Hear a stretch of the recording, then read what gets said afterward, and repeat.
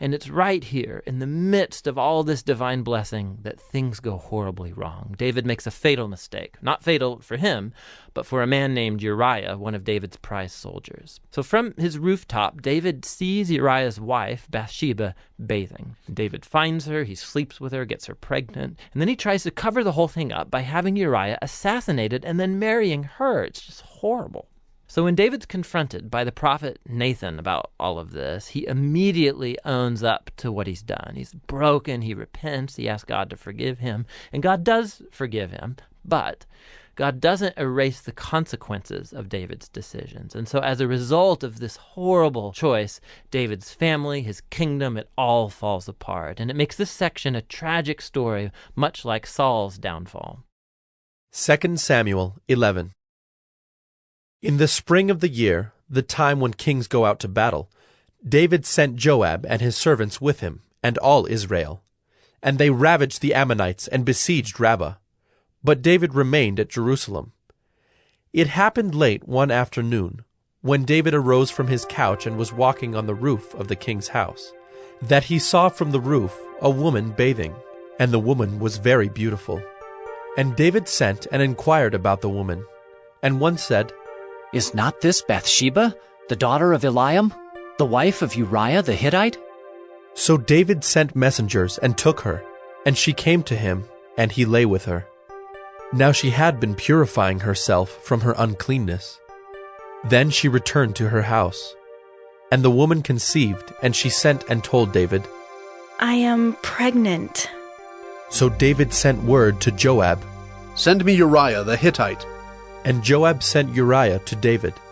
When Uriah came to him, David asked how Joab was doing, and how the people were doing, and how the war was going. Then David said to Uriah, "Go down to your house and wash your feet."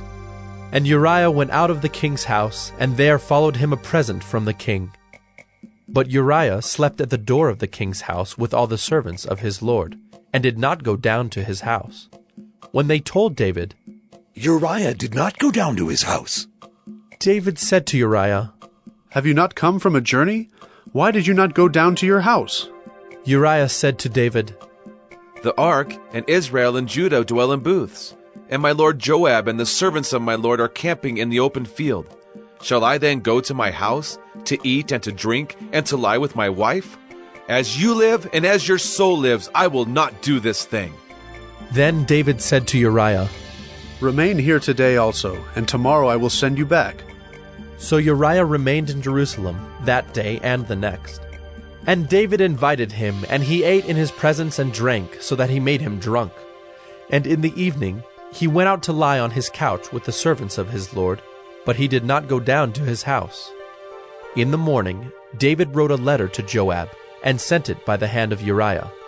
In the letter he wrote, "Set Uriah in the forefront of the hardest fighting, and then draw back from him, that he may be struck down and die." And as Joab was besieging the city, he assigned Uriah to the place where he knew there were valiant men. And the men of the city came out and fought with Joab, and some of the servants of David among the people fell. Uriah the Hittite also died. Then Joab sent and told David all the news about the fighting. And he instructed the messenger, "When you have finished telling all the news about the fighting to the king, then, if the king's anger rises, and if he says to you, 'Why did you go so near the city to fight? Did you not know that they would shoot from the wall? Who killed Abimelech, the son of Jerubasheth? Did not a woman cast an upper millstone on him from the wall, so that he died at Thebez? Why did you go so near the wall?' Then you shall say, 'Your servant Uriah the Hittite is dead also.'" So the messenger went and came and told David all that Joab had sent him to tell. The messenger said to David, "The men gained an advantage over us and came out against us in the field, but we drove them back to the entrance of the gate. Then the archers shot at your servants from the wall.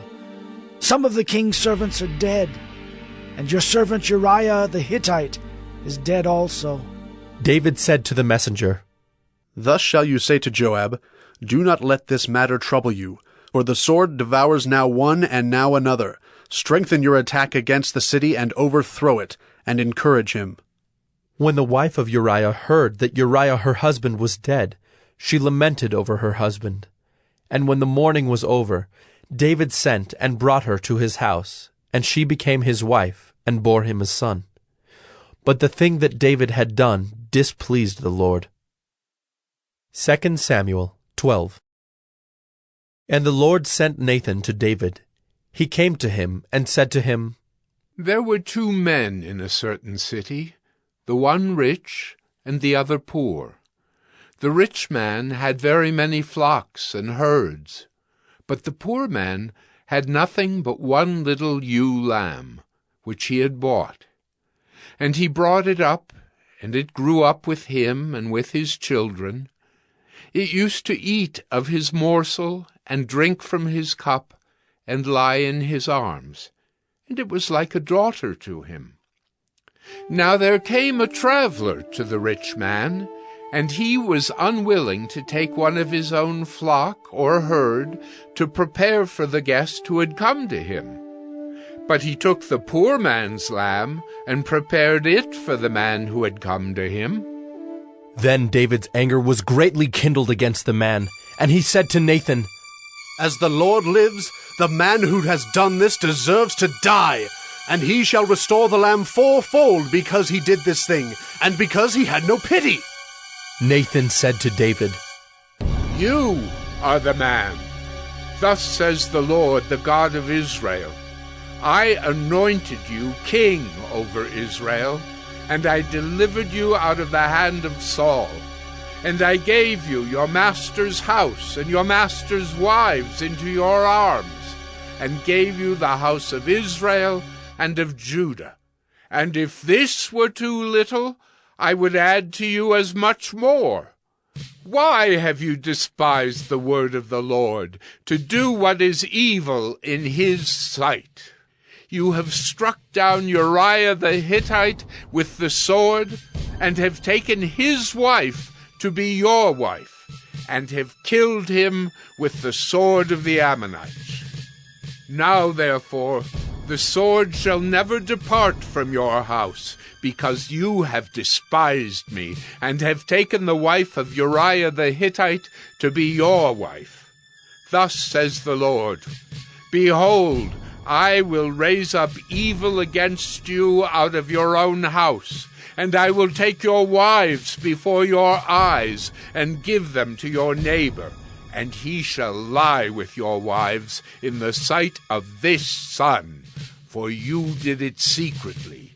But I will do this thing before all Israel and before the sun. David said to Nathan, I have sinned against the Lord. And Nathan said to David, The Lord also has put away your sin. You shall not die. Nevertheless, because by this deed you have utterly scorned the Lord, the child who is born to you shall die. Then Nathan went to his house. And the Lord afflicted the child that Uriah's wife bore to David, and he became sick. David therefore sought God on behalf of the child. And David fasted and went in and lay all night on the ground. And the elders of his house stood beside him to raise him from the ground, but he would not, nor did he eat food with them. On the 7th day the child died. And the servants of David were afraid to tell him that the child was dead, for they said, Behold, while the child was yet alive, we spoke to him, and he did not listen to us. How then can we say to him, The child is dead? He may do himself some harm. But when David saw that his servants were whispering together, David understood that the child was dead. And David said to his servants, Is the child dead? They said, He is dead. Then David arose from the earth, and washed and anointed himself, and changed his clothes. And he went into the house of the Lord, and worshipped. He then went to his own house, and when he asked, they set food before him, and he ate. Then his servant said to him, What is this thing that you have done?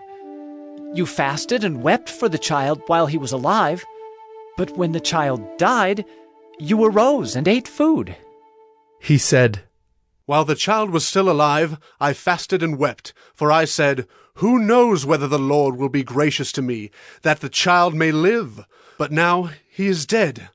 Why should I fast? Can I bring him back again? I shall go to him, but he will not return to me." Then David comforted his wife Bathsheba, and went in to her and lay with her. And she bore a son, and he called his name Solomon. And the Lord loved him, and sent a message by Nathan the prophet. So he called his name Jedidiah, because of the Lord. Now Joab fought against Rabbah of the Ammonites, and took the royal city. And Joab sent messengers to David, and said, I have fought against Rabbah. Moreover, I have taken the city of waters. Now then, gather the rest of the people together, and encamp against the city, and take it, lest I take the city, and it be called by my name. So David gathered all the people together, and went to Rabbah, and fought against it, and took it. And he took the crown of their king from his head. The weight of it was a talent of gold, and in it was a precious stone, and it was placed on David's head. And he brought out the spoil of the city, a very great amount. And he brought out the people who were in it, and set them to labor with saws and iron picks and iron axes, and made them toil at the brick kilns. And thus he did to all the cities of the Ammonites. Then David and all the people returned to Jerusalem. 1 Chronicles 20. In the spring of the year, the time when kings go out to battle, Joab led out the army and ravaged the country of the Ammonites, and came and besieged Rabbah. But David remained at Jerusalem. And Joab struck down Rabbah and overthrew it, and David took the crown of their king from his head. He found that it weighed a talent of gold, and in it was a precious stone. And it was placed on David's head. And he brought out the spoil of the city, a very great amount.